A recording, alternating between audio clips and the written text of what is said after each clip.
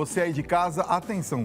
Todas as pessoas devem estar sempre preparadas para desempenharem procedimentos básicos de primeiro socorro, sabia? É verdade, porém muitos cuidados devem ser tomados e principalmente o serviço médico deve ser acionado o quanto antes. Verdade, Dani. Olha, para falar sobre um assunto muito importante e nos orientar corretamente sobre os primeiros socorros, nós vamos conversar agora com o Francisco Castro. Ele é instrutor de treinamentos de segurança e saúde no trabalho e ele vai ser auxiliado inclusive pelo Walter Santos Claudino, que é instrutor de salva-vidas e tecnólogo em segurança no trabalho. Sejam muito bem-vindos nessa noite ao nosso programa, viu? Mais Vida. Obrigada pela presença de vocês, viu? Bem-vindos, sejam bem-vindos. Vamos lá. Vocês trouxeram inclusive até alguns bonecos, podemos chamar como bonecos? Manequins, cópia humana. Vai explicar daqui a pouquinho pra gente sobre isso, não é? Sim, claro. Muito bem. O que a gente precisa saber primeiro, o que são os primeiros socorros, né? Porque todo mundo fala muito de primeiros socorros, mas vamos entender o que realmente eles são? Bom, os primeiros socorros são todas as atividades, todas as atitudes tomadas pelo leigo ou socorrista profissional a fim de socorrer uma pessoa que está em necessidade. Vamos sentar, assim a gente conversa melhor. Vamos lá. Então, o primeiro socorro são quando o socorrista ou o leigo vai lá e ajuda na primeira ação com relação a uma pessoa que sofreu algum tipo de acidente, não é isso? Isso é fundamental. Eu assisti o programa passado de vocês, né, no dia 20, e vi sobre a gentileza, né? Sim. E é muito importante a gentileza numa hora como essa. Apesar de que nós temos os 10 mandamentos e amar o próximo como a ti mesmo está dentro deles, e a gente pode notar que as pessoas têm medo, porque a mídia fala, não mexa na vítima, não toque no paciente. Então, cria-se um clima totalmente anti colocar a mão na pessoa. Então, é importante essa oportunidade que nós estamos tendo agora para poder mostrar para as pessoas que podem sim colocar a mão, desde que você faça uma análise, siga alguns conceitos básicos, você vai conseguir ajudar sim uma pessoa. Qualquer pessoa pode prestar os primeiros socorros? Sim, qualquer pessoa pode e deve, né? Prestar os primeiros socorros. Desde que esteja devidamente instruída, né? A gente também não pode, de repente, tomar uma decisão de socorrer uma pessoa sem ter um conhecimento mínimo, conhecimento básico. É o que a gente vai tentar apresentar hoje aqui, né? Bom, tem uma pergunta aqui que é polêmica, né? Mas a gente vai precisar fazer porque eu posso ou não posso mexer na vítima no caso de acidente? Muitas pessoas falam, olha, não pode mexer porque aí pode quebrar o pescoço, pode causar algum tipo de trauma. Às vezes a pessoa está com algum osso fraturado, vai enfiar em algum órgão. Permanente, enfim. Como é que funciona essa questão? Eu vejo que aconteceu um acidente, eu posso ir tocar na vítima ou não? A primeira coisa que você tem que fazer é cuidar da sua segurança e das outras pessoas. Você deve pedir ajuda. Pediu ajuda para a rodovia onde você está ou para 193, 192. Pediu ajuda, isso é os primeiros socorros, ok? Agora, quando nós falamos que nós podemos mexer numa pessoa, é quando você simplesmente se protege. Hoje, por exemplo, nós temos a Lei Lucas, que está em vigor aí no país, que é com relação ao garoto. Nós trouxemos até um manequim de como socorrer um bebê engasgado. E justamente nós vamos falar um pouco também sobre como manipular a coluna cervical da pessoa. Eu tenho que ter uma proteção das luvas, não posso ter contato com sangue, secreções, e eu só vou segurar a cabeça dessa pessoa de uma maneira firme, constante, e vou liberar a via aérea dela. Ninguém vai ser processado, dá licença, Walter, por fazer esse movimento, ó. Lenta, uniforme e gradual. O que eu não posso fazer é movimentar bruscamente essa pessoa. Agora, é necessário liberar as vias aéreas. Por quê? O socorro vai filtrar a ligação, ele vai descobrir onde é o endereço e vai se deslocar para lá. E nós sabemos que essa demanda aí gera em torno de 15 a 20 minutos. E cada minuto é muito importante, É muito importante. E o nosso cérebro ele é carente por oxigênio. Se você não liberar as vias aéreas, a pessoa deixar ela assim, ó, o ar não entra e ela vai acabar entrando em hipóxia e vai acabar morrendo porque é deficiência de oxigênio. Nós vimos recentemente naquele caso do Boechat. Eu ia falar exatamente isso. É incrível, né? Porque a gente viu uma mulher, inclusive. Várias pessoas olhando e uma mulher. Foi lá, quer dizer, várias pessoas filmando, né, Dani? e uma mulher indo lá resgatar a pessoa. Ela fez corretamente? Ela deveria ter feito isso mesmo? Bom, ela fez corretamente porque ela agiu por impulso e ela quis ajudar um ser humano, tá? A ideia é que você solicite ajuda e tome as atitudes com ponderação. Respire um pouco, tome um pouquinho mais de coragem e faça a coisa com calma. É muito importante esse caso que você citou do Boechat, porque no nosso país nós temos uma cultura de segurança do trabalho, onde que na cultura de segurança do trabalho não é tocado nas NRs como deveriam ser. Por exemplo, o caso da Lei Lucas, foi o garoto de 10 anos, ele foi numa excursão na escola, ele se alimentou com lanche e se engasgou. Precisava de ser desengasgado com uma manobra de Heimlich, que hoje o Walter vai fazer aqui comigo para ensinar os telespectadores de como agir. O grande problema é que as organizações, seja ela pública ou privada, ela tem que seguir as NRs, que são normas regulamentadoras. E nessas normas regulamentadoras já exige o treinamento de brigada contra incêndio, onde está intrínseco os primeiros socorros. Vamos supor, numa escola particular, tem um problema com um incêndio no laboratório.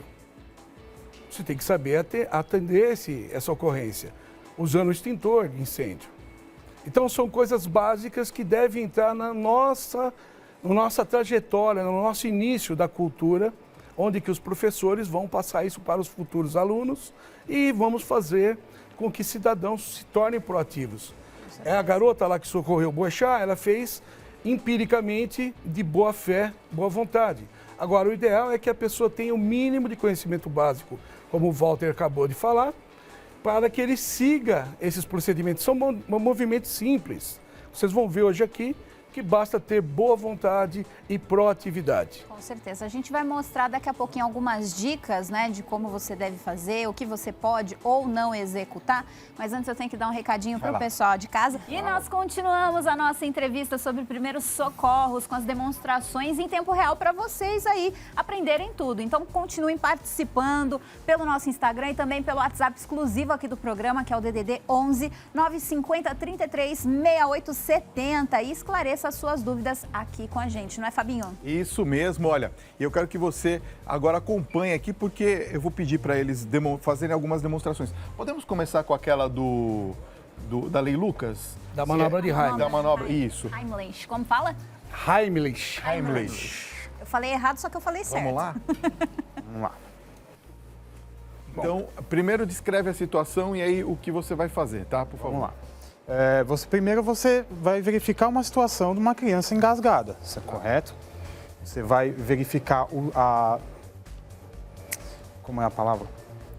Se está obstruída ou não. Tá? A criança, ela vai estar engasgada, ela vai estar obstruída. Uma bala, pode ser uma bala. Uma bala, a própria mamadeira, o leite, né? Okay. Então a criança, ela vai apresentar ausência de voz, choro, ela não tosse, ela não consegue entrar ar ou sair ar. Okay. O que ele vai fazer? Ele vai pegar o bebê, vai virar ele de cabeça para baixo com os dedos em V, prende o bebê junto ao corpo e ele vai dar de 5 a 8 tapas secos nas costas do manequim. Ó.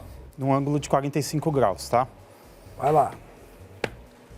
O tapa, ele é seco e forte, não é aquele tapão muito forte, muito amplo. É mais com essa parte aqui da mão? A parte de baixo da mão, região hipotenar, no meinho das costinhas da bebê. Certo. Então ele vai fazer isso de 5 a 8 vezes, volta a criança após, vai fazer com os 2 dedos. Da mesma forma que você está com a criança aqui, você vai apoiar para não ter risco dela cair, certo?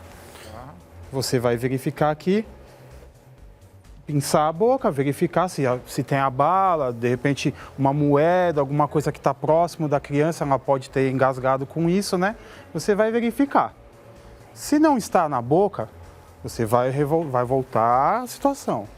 Coloca ela na posição, vai fazer dedo em V, pinçado, 45 graus e retorna. Novamente, mais 5 tapas. Quantas vezes? Agora ele... Até que saia. Até que Agora, saia, pode ser que ao invés de sair, a criança engula de vez? Saia do engasgo. Se engoliu, não há problema, porque foi para o estômago, não vai ter problema mais nenhum. O problema é a obstrução da entrada do ar pela traqueia, que manda o ar para o pulmão.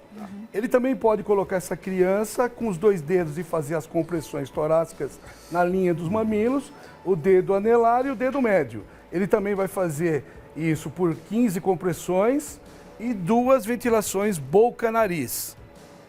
Ok? E é somente o ar da bochecha, é muito importante isso, tá? Ó.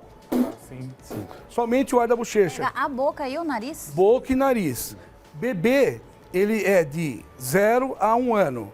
Criança é de 1 até a puberdade. Nós vamos fazer a manobra de Heimlich ali com o manequim, que seria simulando uma criança um pouco mais pesada, mais de 5 a 8 anos de idade. Reforçando a pergunta da Dani, então a gente coloca a boca nos 2, no nariz e na boca, Cobrir na boca e no nariz, por favor, cubra lá. Olha lá. E somente o ar da bochecha, ó. Tá. Boca e nariz. Não adianta você soprar a sua boca porque o ar não vai circular e vai sair pela narina. Entendi. Então é importante cobrir boca e nariz e somente o ar da bochecha. É só esse movimento. Não sopre com tudo. E isso que é o problema de você falar de primeiros socorros para uma pessoa que está desesperada.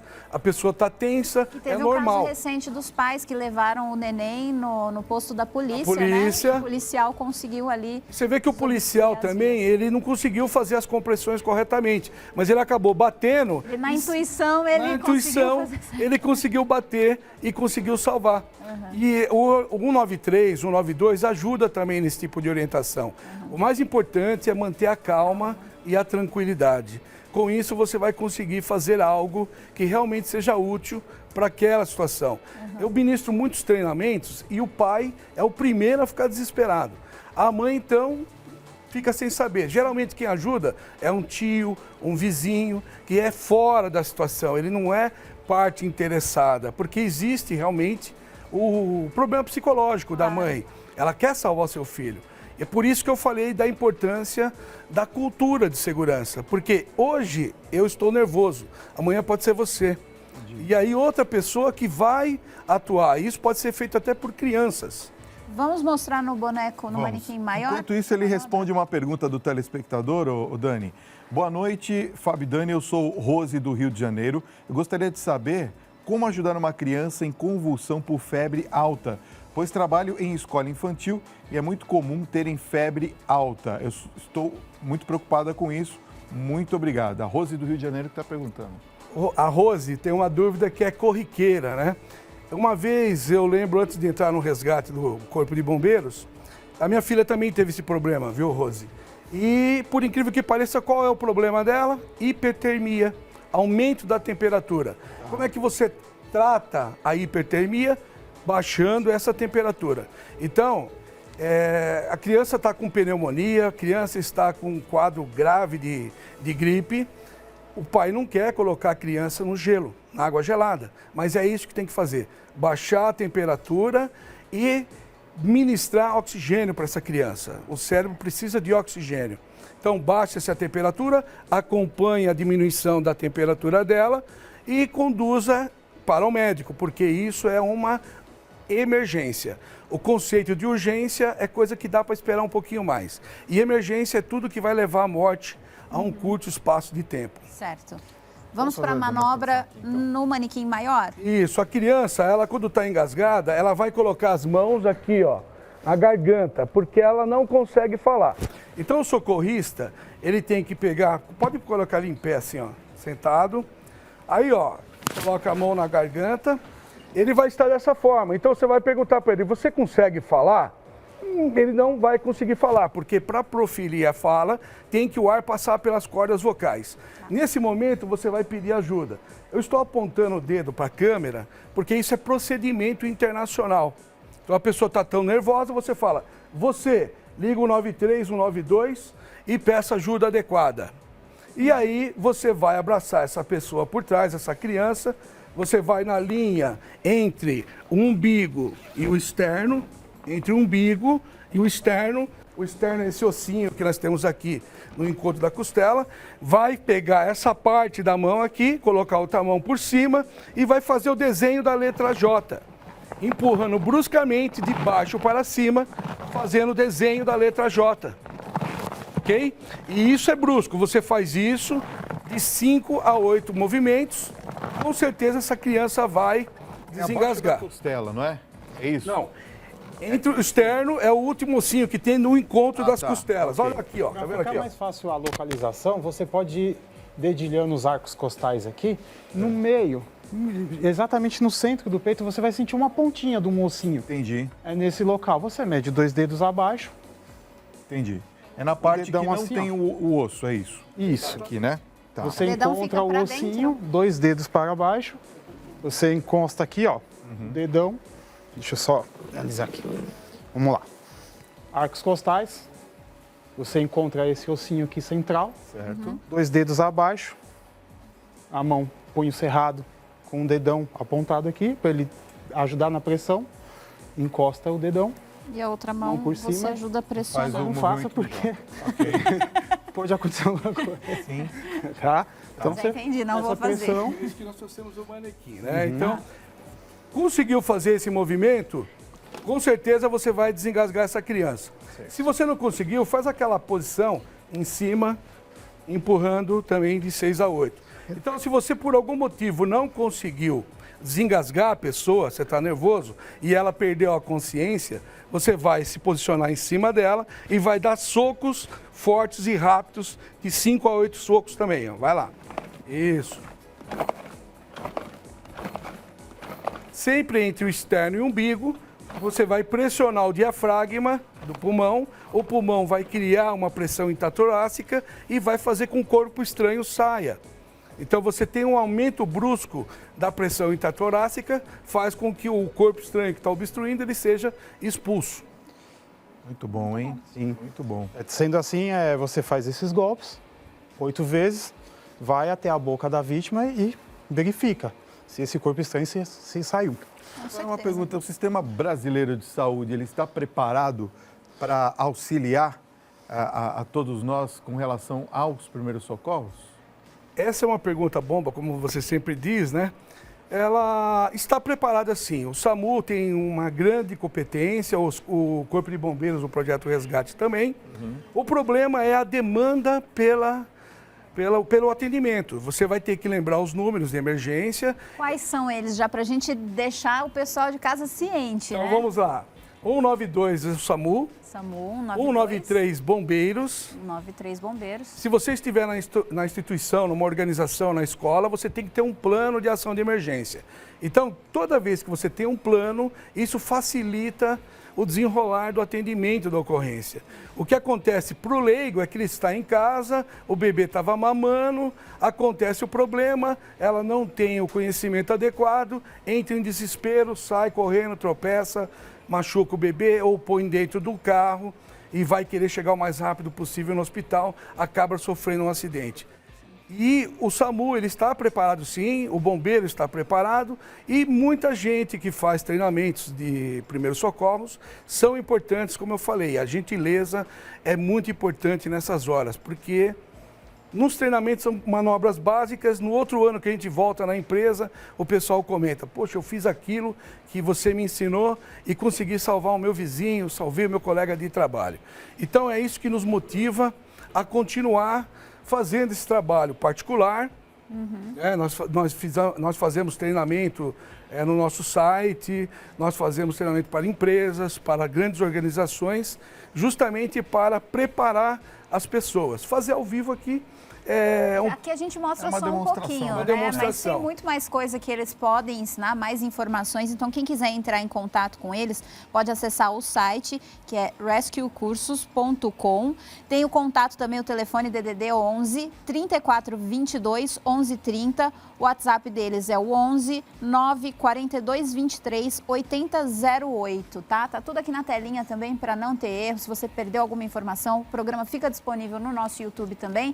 Vai lá, entre em contato com eles, porque é muito importante que mais pessoas saibam todos esses procedimentos para ajudar quando alguém precisar, né? Muito obrigada pela presença de vocês aqui hoje. Nós é que agradecemos, estejamos sempre à disposição. Francisco e Walter, obrigado mais uma vez. Fabinho, foi um sucesso. prazer, viu? Prazer novamente revê-los. Obrigado. Obrigado.